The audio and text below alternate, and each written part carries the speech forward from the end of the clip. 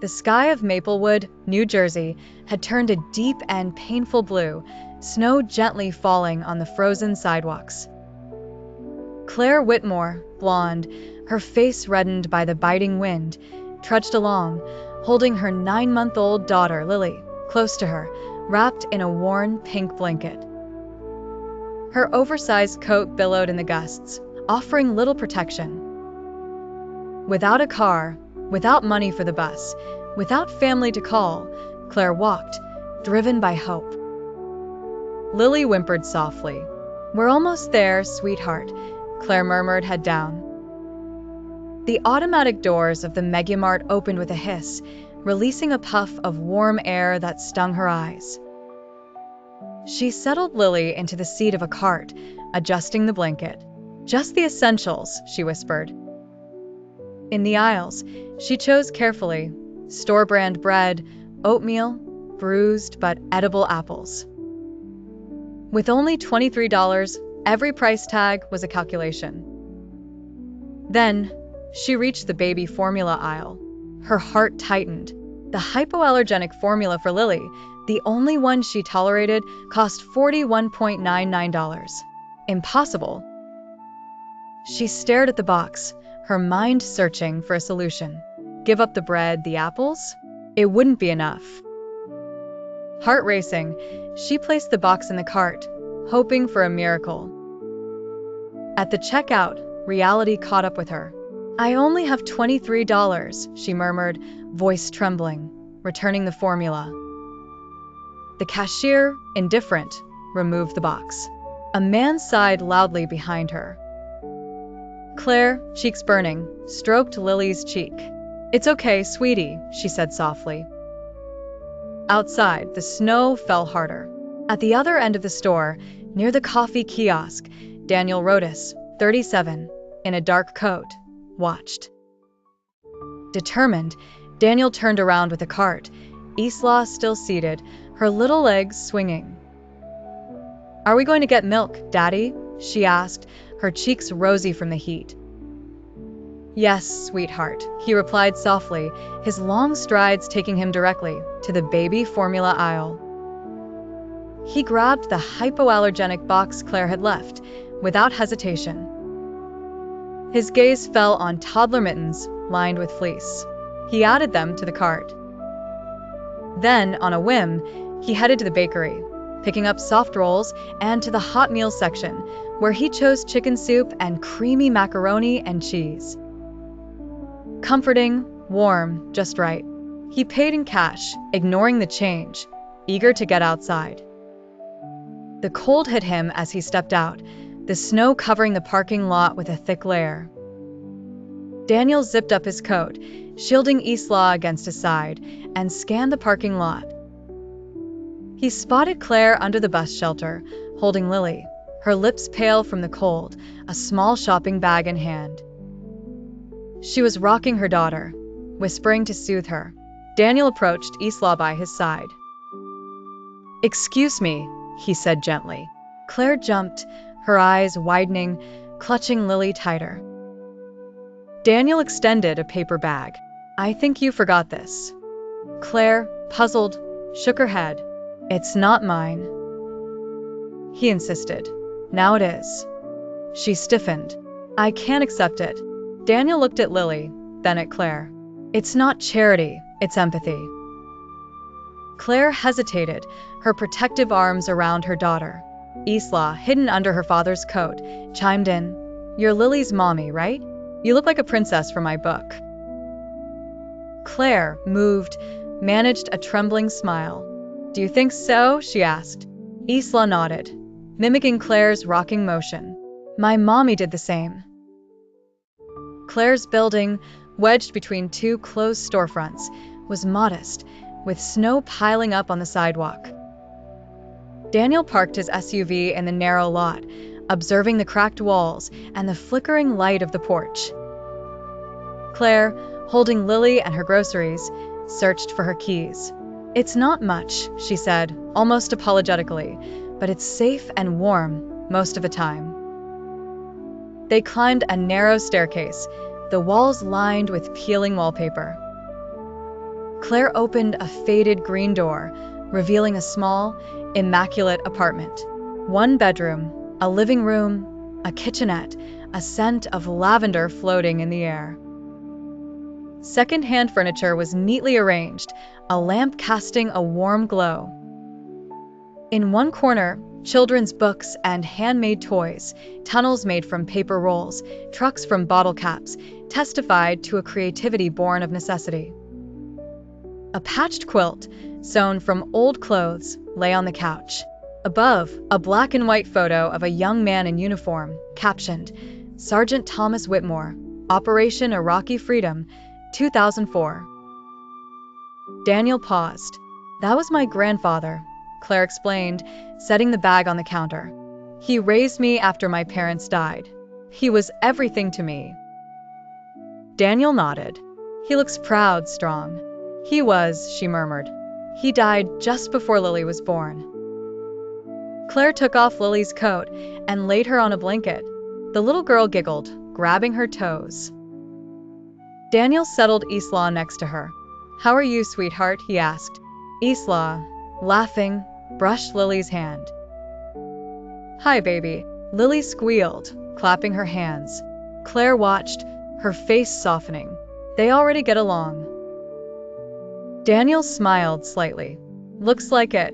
Claire offered hot cocoa, which she prepared in 2 mismatched mugs, sprinkled with cinnamon. Sitting on the armrest of the couch, she recounted, I was in college, studying business administration, to work in NGOs. Then I got pregnant. My boyfriend wasn't ready. I thought I could handle it all, but life doesn't bend to hope. She laughed softly. My scholarship was revoked. My grandfather had just died. Without help, I dropped out of school. Daniel listened, silent. Now, I'm a full-time mom and everything else part-time. The girls' laughter filled the room, an echo of warmth in this home woven from resilience. Daniel returned home, the snow sticking to his coat. Isla was sleeping, nestled against him. He laid her down under the quilt sewn by his late wife, Emily, for years earlier. The silence of the house weighed heavily. His thoughts drifted back to Claire's apartment, to her soft voice, to Lily's bright eyes, to the laughter of the 2 little girls. He poured a glass of water, then opened a cupboard, pulling out a dusty cedar box. Inside were yellowed photographs, medals, and a bundle of letters tied with a green string. He sat by the fireplace, detaching a letter dated August 3rd, 2004.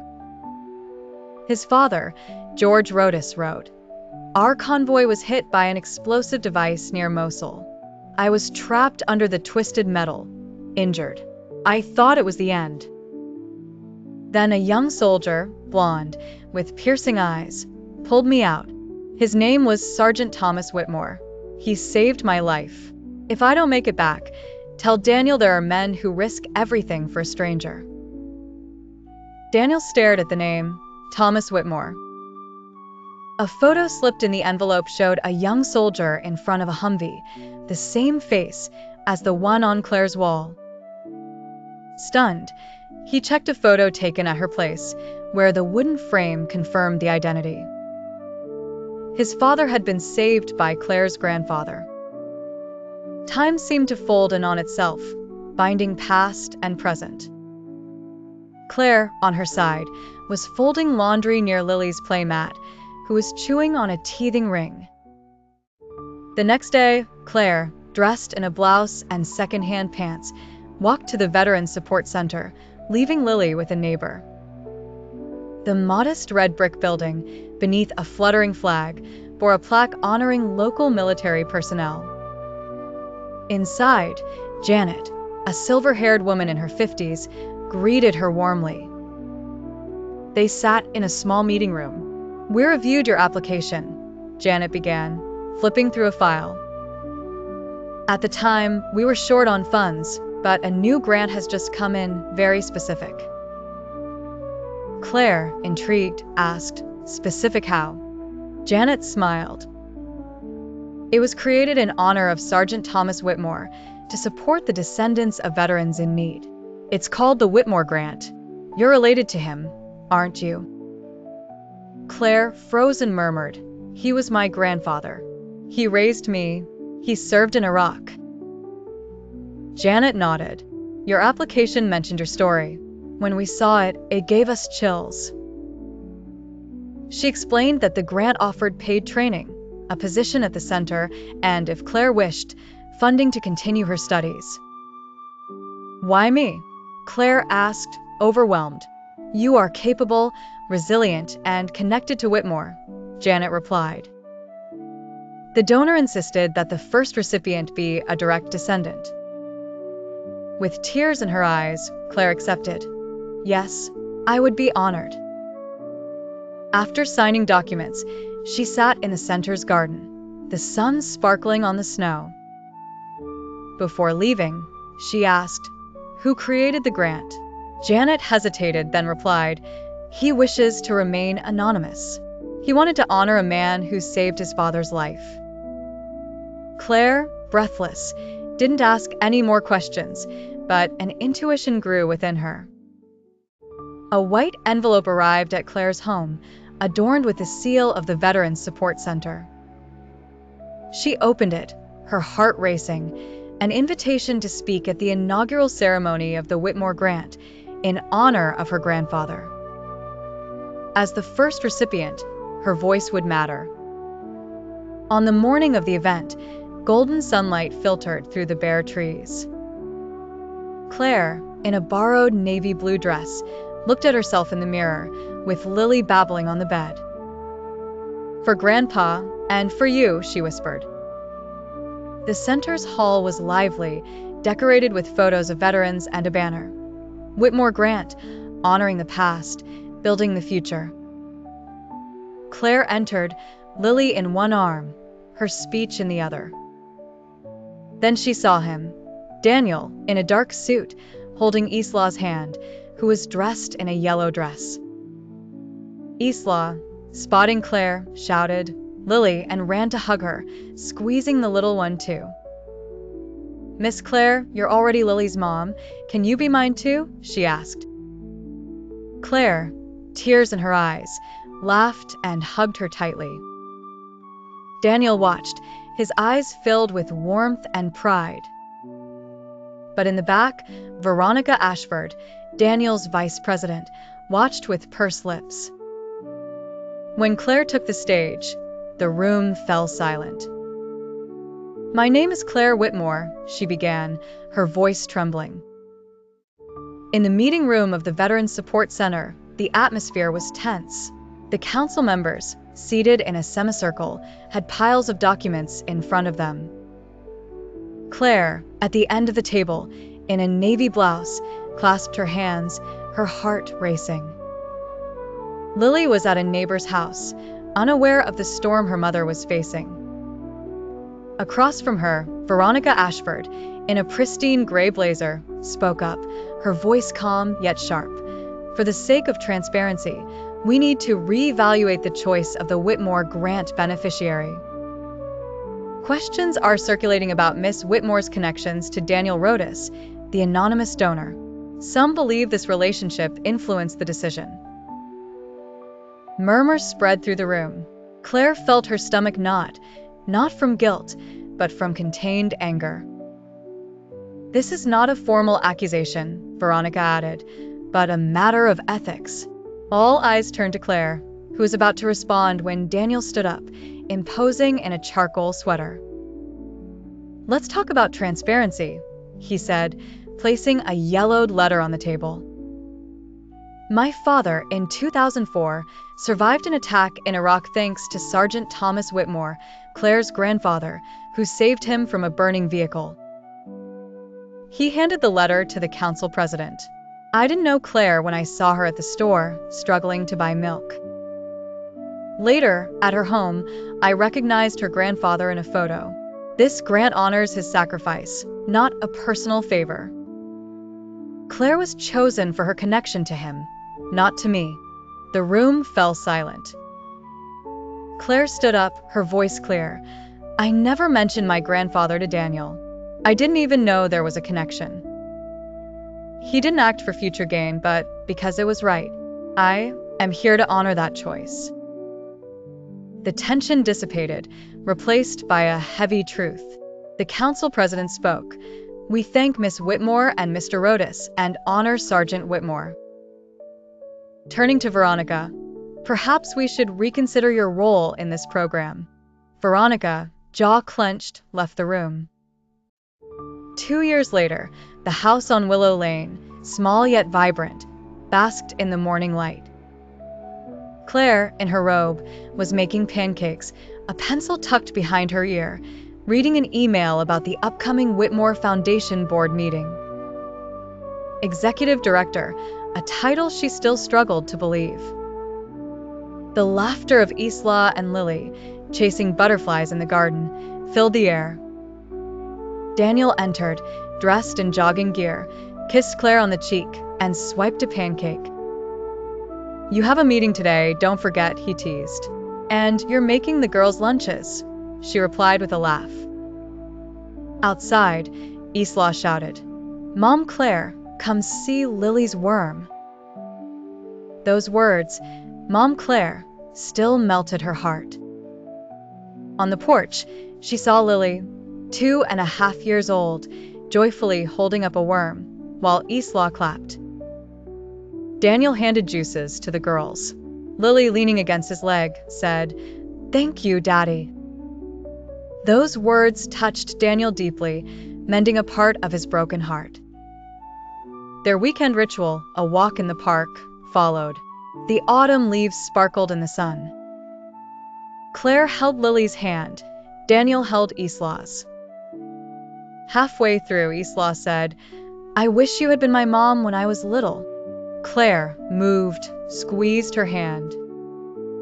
Isla added with a smile, "But now I love you twice as much, because I have you now and I remember when I didn't have you." Claire hugged her, tears in her eyes. Daniel wrapped an arm around her, whispering, "They needed you. So did I." Claire snuggled against him, whispering, "We found each other." The house on Willow Lane, modest yet vibrant, had become a symbol of renewal. Claire, now the executive director of the Whitmore Foundation, led initiatives to support veterans' families, each decision imbued with her grandfather's legacy. Mornings were filled with laughter as Lily and Isla played together like sisters, their voices echoing in the garden. Claire, preparing breakfast, exchanged jokes with Daniel, their natural camaraderie evident. Their Sunday stroll in the park had become a sacred tradition, where the girls ran ahead, hand in hand, beneath the golden leaves. Isla, with her childlike wisdom, had sealed their bond by calling Claire Mom, a word that carried all the love of a blended family. Daniel, once closed off to emotions, had rediscovered a lost gentleness, each dad from Lily mending an old wound. The story of Sergeant Thomas Whitmore, who had saved Daniel's father, lived on through the foundation and their home. Claire had not just received a grant, she had inherited a mission to transform lives as hers had been transformed. The whispers of Veronica, which had tried to tarnish this moment, faded in the face of the truth. The bond between Claire and Daniel was not a favor, but a destiny woven by an act of courage decades earlier. That day in the park, as the girls laughed and the sun filtered through the trees, Claire felt a deep peace. She was no longer the mother struggling alone in the snow, but a woman building a future for Lily, for Isla, for others. Daniel, by her side, looked at her with infinite tenderness. Their love, born from a simple gesture in a store, had grown into something lasting, a home where the legacy of sacrifice met the hope of a new beginning. The Whitmore grant continued to help other families, each scholarship bearing the name of a hero. As they walked hand in hand, Claire whispered, "Thank you, Grandpa." And in the soft light, she knew that their family, their mission, Their love was her true legacy, a bridge between the past and a bright future.